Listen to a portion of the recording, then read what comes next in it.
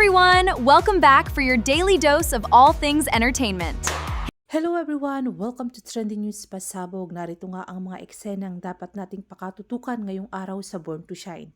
Kinakabahan nga ako sa episode na ito dahil sinasabotahin na naman ni Megan itong si Jenny. Adong plastikada lamang ang pakikipagbati nito kay Jenny para hindi talaga pumunta si Jenny sa event. Pero sana wag mahulog sa patibong si Jenny at pumunta pa rin dahil nakakontrata na siya sa Ingrande Music.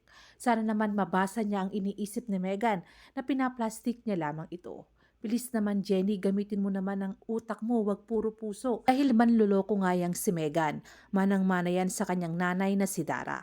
Ano kaya ang mangyayari mga ka-trending? Excited na ba kayo?